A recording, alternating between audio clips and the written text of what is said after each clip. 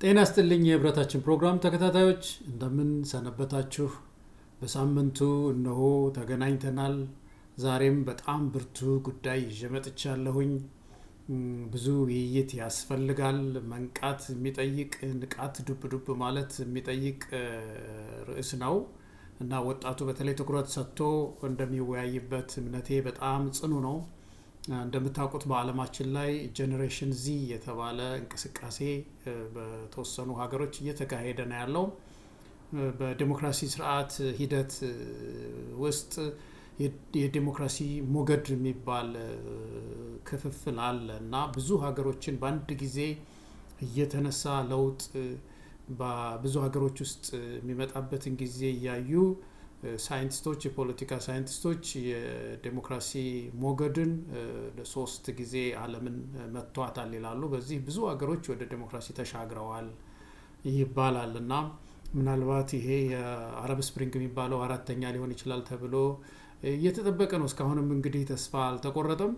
በመሀል እንግዲህ ደግሞ ይሄ ጄኔሬሽን ዚ የሚባለው እንቅስቃሴ በአንዳንድ ሀገራት እየታየ ነው። ወጣቱ እየተናበበ ከአንዱ ሀገር ሌላ ጋር ያለውን እንቅስቃሴ እያየ እየተናበበ ለውጥ ለማምጣት ከፍተኛ እንቅስቃሴ እያደረገ ነው ያለው። እንደምታውቁት አሁን ኔፓል ባለፈው ጊዜም አንስተናል ለውጥ እየመጣ ነው ያለው። እንግዲህ ስርዓት ተከላው ምን እንደሚመስል እንከታተላለን እናያለን። ሞሮኮ አሁን ከባድ እንቅስቃሴ ነው ያለው። ፔሩ ውስጥ እንደዚሁ እንቅስቃሴ አለ። ወጣቱ ተነስቷል። ጄኔሬሽን ዚ የሚባለው ወጣቱ ትውልድ ነው እየታገለ ያለው። ማዳጋስካር ከወንድሜ መሳይም ጋር አንስተናል። ከባድ እንቅስቃሴ ነው ያለው በየሀገሩ ጉም እያለ ነው ወጣቱ እና ምንድን ነው የሚያመሳስላቸው እነዚህ ሀገራት? በተለይ ወጣቱ የሚጠይቀው ጥያቄ ምንድን ነው? መንግስት የማስፈጸም አቅም የለውም።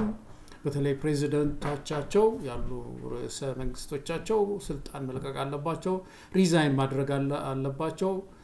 ለወጣቱ ስራ መፍጠር አልቻሉም፣ እድል ማስፋት አልቻሉም። ሙስና እጅግ በዝቷል በየምድሩ።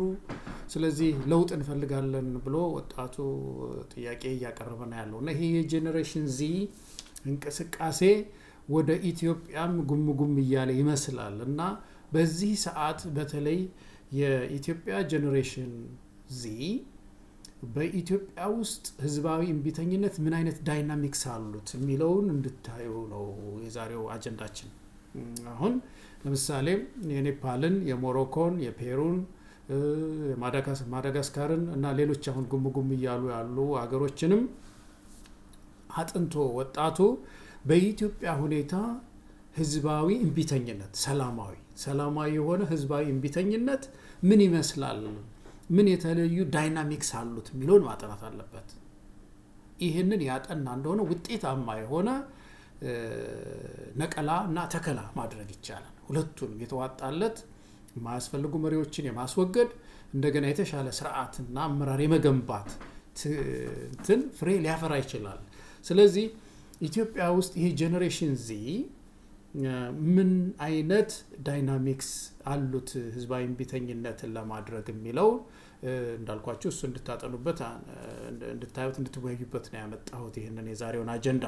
እንግዲህ ተመልከቱ። አሁን እነዚህ የጠቀስኳቸው ሀገሮች ውስጥ የጄኔሬሽን ዚ ንቅናቄ የሚደረግባቸው ሀገሮች ለምሳሌ ማዳጋስካርን ብታዩ ኢትዮጵያ ውስጥ ለየት ያለ ነገር አለ።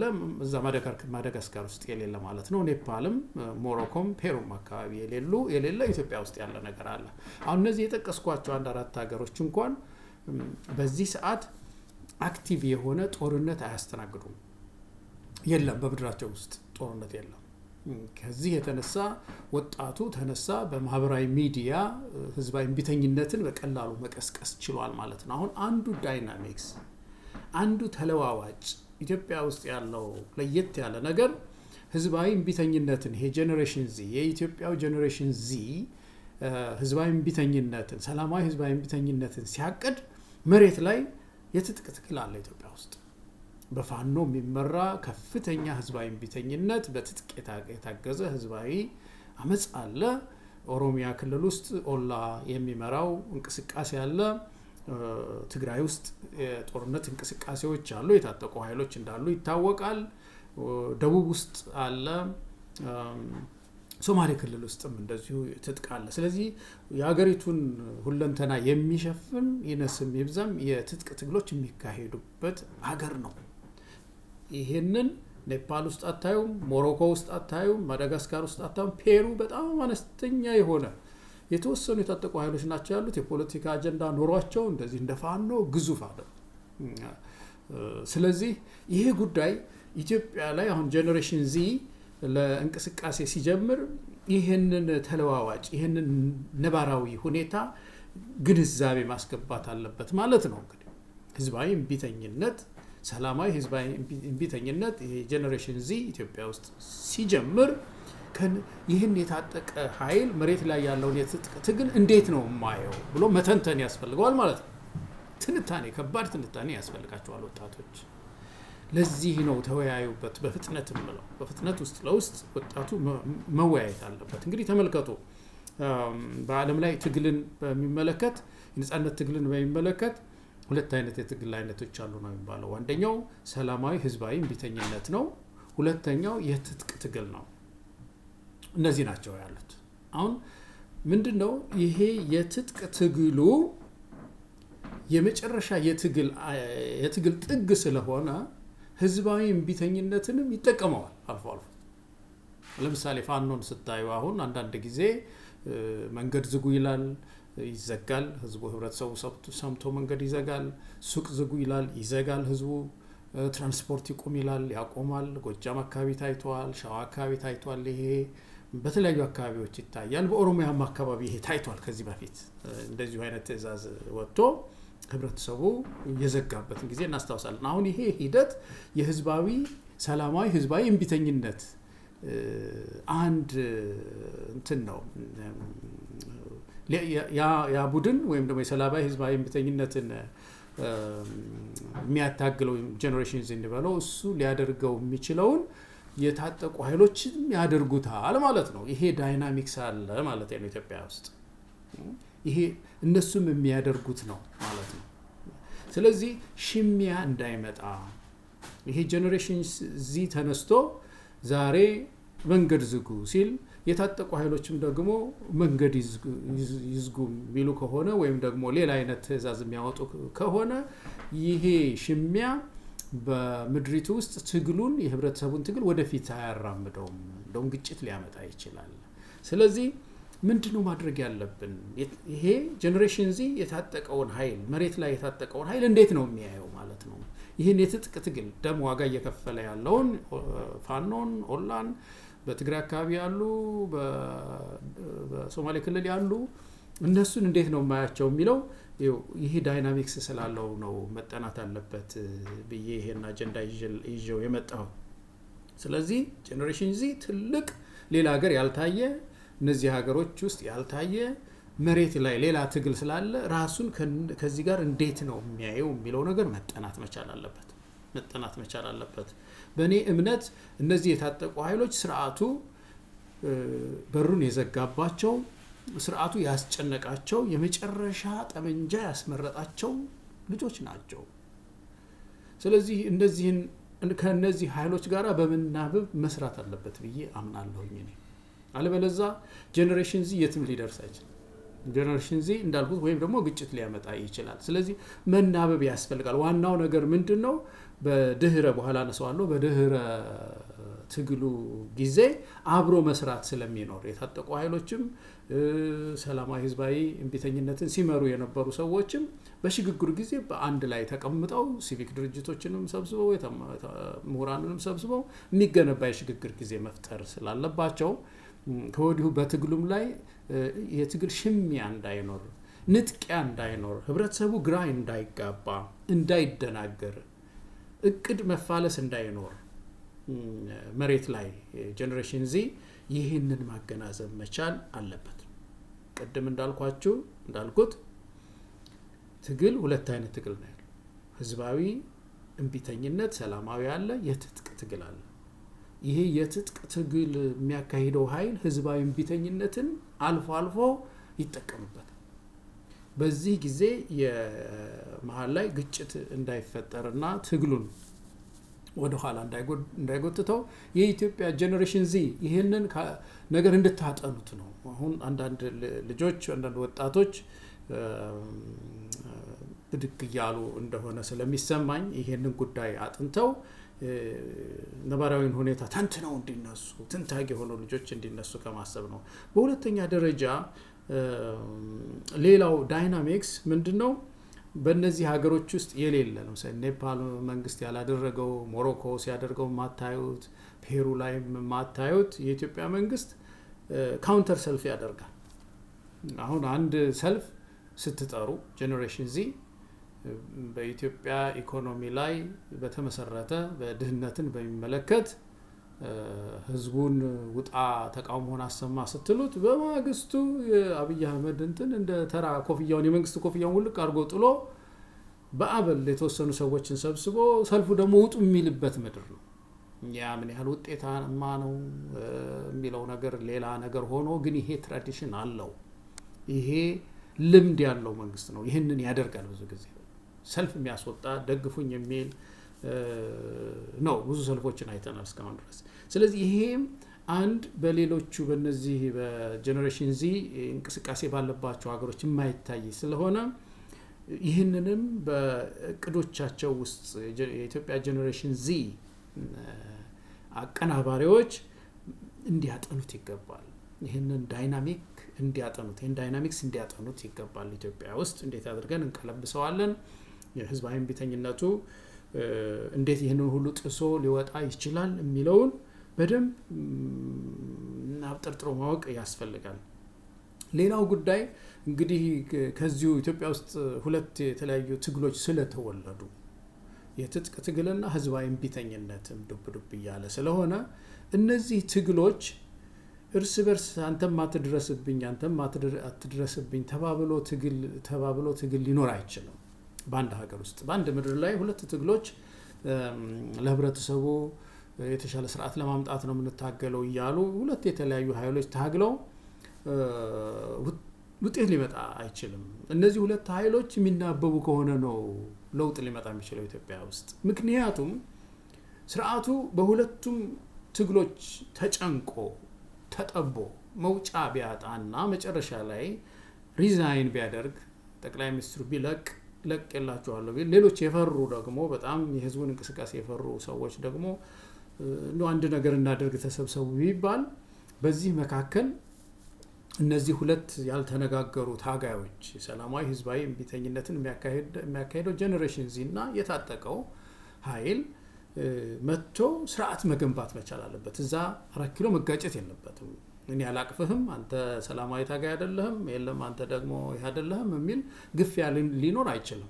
በሽግግሩ ጊዜ አብረው ስርዓት መትከል መቻል አለባቸው። የሽግግር መንግስት ማቋቋም መቻል አለባቸው። እነሱ ብቻ ሳይሆኑ ከሃይማኖት የተውጣጡ ከሲቪክ ድርጅቶች የተውጣጡ የሽግግር ጊዜ መፈጠር አለበት። ለዛ የዛሬው እንቅስቃሴያቸው ምን መምሰል አለበት የሚለው ሌላ ራሱን የቻለ ማሰብ ይጠይቃል ማለት ነው። አብረው ካልሰሩ መናበብ ከሌለ መጨረሻ ላይ ምን ሊመጣ ይችላል የሚለውን ማሰብ ከባድ አይሆንም። አሁን ህዝባዊ እምቢተኝነቱ እየገፋ ቢሄድ አሁን በሌላው ሀገር ምንድነው የታጠቁ ኃይሎች ከሌሉ ህዝባዊ እምቢተኝነት ብቻውን ይገፋል ሲያስጨንቀው ወይ ወታደር ይገባል ወይ ደግሞ ፓርላማው ይሰበሰብና ርዕሰ መንግስቱን ኢምፒች ያደርገዋል፣ ያባርረዋል፣ ወይ ፓርቲው ይሰነጠቅና ሪፎርም ላምጣ ይላል፣ ወይ ዳኛ ያባርረዋል። እንደዚህ አይነት ለውጦች ሊመጡ ይችላሉ። ግን በህዝባዊ ትግል ውስጥ ኢትዮጵያ ውስጥ ያለው ሁኔታ አሁን የምናየው ህዝባዊ እምቢተኝነቱ የጄኔሬሽን ዚ ዝም ብሎ ቢገፋ መጨረሻ ላይ ቅድም እንዳልኩት ሰውየው ጭልጥ ብሎ ቢሄድ በመሃልም ደግሞ ክፍቱን ስለሆነ ሴኩሪቲው ደካማ ስለሆነ በዚህ መካከል ትንሽ ኃይል ያላቸው የታጠቁ ኃይሎች ናቸው። ስለዚህ የታጠቁ ኃይሎች አቅም አግኝተው ወታደሩን ሲበተንላቸው ወደ 4 ኪሎ ይገባሉ ማለት ነው። እና እነዚህ ጄኔሬሽን ዚ እና ይሄ የታጠቀው ኃይል በጄኔሬሽን ዚ ብለው በሰላማዊ ህዝባዊ እምቢተኝነት መንግስት እንለውጣለሁ የሚለው ኃይል ከዚህ ከታጠቀው ጋር ካልተናበበ በ4 ኪሎ ግጭት እንዳይፈጠር ስርዓት ለመትከል እንዳንቸገር ያደርጋል። ስለዚህ ቀድሞ ይሄንን ማሰብ ኢትዮጵያ ውስጥ ያለው ህዝባዊ እምቢተኝነት፣ ሰላማዊ ህዝባዊ እምቢተኝነት እነዚህ ዳይናሚክስ አሉት ብሎ ማሰብ ያስፈልጋል የሚል እምነት አለኝ። ሌላው ጉዳይ መነሳት ያለበት በግብ ላይ አሁን በሽግግሩ ላይ ብቻም ሳይሆን በአጠቃላይ ግብም ላይ መናበብ ያስፈልጋል። ይሄ ጉዳይ በእርግጥ የብዙ ሰዎች ድምር ውጤት ነው ብዬ አምናለሁኝ። ብዙዎች ተሰባስበው የሚቀርጹት ፍኖተ ካርታ ለሀገሪቱ አለ። ነገር ግን አጠቃላይ የሆነ ግብ ግን በዛ ላይ መስማማት መነጋገር ያስፈልጋል። ምንድነው የምንፈልገው? የታጠቁ ኃይሎች ትግላቸው ምንድነው? የአጭር ጊዜ ግባቸው ምንድነው? ከዛ ደግሞ ረዘም ያለ ጊዜ ራዕያቸው ምን ይመስላል? ኢትዮጵያ ውስጥ ምን እንዲመጣ ነው የሚታገሉት? አሁን አንዳንዶቹ በብሔሮቻቸው አካባቢ የቆሰሉ ናቸው። በኦሮሚያ አካባቢ በጣም የቆሰሉ አሉ። በአማራ አካባቢ በጣም የቆሰሉ አሉ። ወደ ሶማሌ ክልል ብንሄድ የቆሰሉ አሉ። እነዚህ ወገኖቻችን ይህን ቁስላቸውን ሎካል ብቻ አድርገው ሳያዩ ያንተ ቁስል የኔም ቁስል ነው የሚል ስሜት ውስጥ ገብተው የጋራ ቤታችንን ያዘመመውን ቤታችንን እንዴት አድርገን እናቅናው የሚለው ላይ መስማማት ያስፈልጋቸዋል። የዚህ ጄኔሬሽን ዚም ደግሞ ይህንን ጉዳይ በተለይ በማምጣት ረገድ ብዙ ሚና ሊጫወት ይገባዋል ማለት ነው። እንደዚህ ሆኖ ተሰባስቦ የሄደ ኃይል በግብ ላይ የተስማማ ኃይል በአጠቃላይ ግብ ላይ ማለት ነው ትልቅ ለውጥ ሊያመጣ ይችላል። ግን በመጨረሻ ማለት የምወደው በዚህ ላይ እንደው በደንብ ተወያዩበት ወጣቶች በተለይ በኢትዮጵያ ሁኔታ ውስጥ እኔ አሁን የአጭር ጊዜ ግብ ሚኒመም አጀንዳ ሊሆን የሚችለው ወይም ደግሞ ብዙዎችን የታጠቁትንም ያልታጠቁትንም ህዝባዊ እምቢተኝነት የሚያቀናብሩትንም በትጥቅ ትግል የሚራመዱትንም ሁሉ ሊያቀፍ የሚችለው ኢትዮጵያ ውስጥ አንድ ሽግግር መምጣት አለበት። የሽግግር መንግስት መቋቋም አለበት። ከፍ ሲል እንዳልነው የሽግግር መንግስቱ ኮምፖዚሽን ከተማሩ ሰዎች፣ የታጠቁ ኃይሎች፣ ፖለቲካ ፓርቲዎች፣ ሲቪክ ድርጅቶች፣ የታወቁ ግለሰቦች እነዚህን ሁሉ የያዘ ሆኖ በዚህ በሽግግሩ ጊዜ የተወሰኑ ተቋማት የግድ መፈጠር አለባቸው። አንዱ ተቋም የምክክር ጊዜ ነው። አሁን ብዙ ጥያቄዎቻችን ዛሬ መነሳት የለባቸውም። በዚህ የሰላማዊ ህዝባዊ እምቢተኝነቱና የትጥቅ ትግሉ እንዴት ተሳስረው ኢትዮጵያ ውስጥ ትግል ማድረግ አለባቸው ስንል የፌዴራል ስርዓቱን፣ የባንዲራ ጉዳይ፣ የመዝሙር ጉዳይ ወዘተርፈ መነሳት የለባቸው። እነዚህ በምክክር የሚፈቱ ናቸው። የሽግግር መንግስት ኢትዮጵያ ውስጥ የሚመጣው የሽግግር መንግስት አንዱ ስራው አንድ ተቋም መፍጠር አለበት። ዲያሎግ ያስፈልጋል። ምክንያቱም ህገ መንግስት ሪቫይዝ የሚደረግባት ምድር ስለሆነች ቅድም ያልነው አንዱ ዳይናሚክስ አሁን በዚህ በኔፓል በሞሮኮ አካባቢ ያለ የህገ መንግስት ለውጥ አይደለም እየጠየቁ ያሉት እነሱ የሙስና ጉዳይ ነው፣ የስራ ዕድል ጉዳይ ነው ወዘተርፈ ነው። እኛ ሀገር ደግሞ ስርዓት የመንግስት ስርዓት ላይ ችግር ስላለ የግድ የሽግግር መንግስቱ አንድ የምክክር ኮሚሽን ነገር እንበለው አሁን ይሄ ያለው ስለተበለሻሸ ስሙም አብሮ የረከሰ ይመስለኛል። ብቻ ምንም ስም እንስጠው፣ ግን ኢትዮጵያ አንድ የዲያሎግ ተቋም ያስፈልጋታል በሽግግር ጊዜ። ሁለተኛውም የትራንዚሽናል ጃስቲስ የሽግግር ፍትህ ተቋም ያስፈልገናል። የሽግግር ብዙ ደም ፈሰሰ በባለፉት አመታት። ደግሞ የሽግግር ፍትሁ ደግሞ ዝም ብሎ አሁን የቅርብ ጊዜ ነው የሚያይ ብቻ አይደለም ያለው። ባለፈው ያነሳነው ነገር አለ። ኢትዮጵያ ውስጥ የቆሰለው እንደቆሰለ ነው ያለው። በፖለቲካዊ የሆነ ጥቃት ሰውን አካሉ ላይ ደርሶ ብዙ ተጎድቶ ተበድሎ ያለው እንዳለ ነው ያለው። እንዳለ እንደተበደለ እንዴት ይሞት? ፍትህ በምድሪቱ ላይ አይቶ እግዚአብሔርን አመስግኖ እግዚአብሔር ፈረደልኝ ብሎ መሞት አለበት። ለዚህ መድረስ አለብን፣ ተሯሩጠን መድረስ አለብን ወገኖች በፍጥነት። ብዙ የተጎዱ ሰዎች በደርግ ጊዜ የሚያለቅሱ ለህይወታቸው ዘመን ሁሉም ይሆን ጠባሳ ይተዋሉ። እንድረስላቸው። ስለዚህ ለዚህ በኢህአዴግም ጊዜ አሁንም ያለውን ይጨምራል የሽግግር ፍትህ ተቋም ያስፈልጋል። ሁለተኛው ተቋም በሽግግሩ ጊዜ ማለት ነው። ሌላው የህገ መንግስት ማሻሻያም እንደዚሁ አንድ ተቋም ያስፈልገናል። የመንግስትን ስራዎች የሚሰራ ደግሞ ያው የሽግግር መንግስት ሲቋቋም ብቻ የመንግስት ስራዎችን ሁሉ ይሰራል በየጊዜው።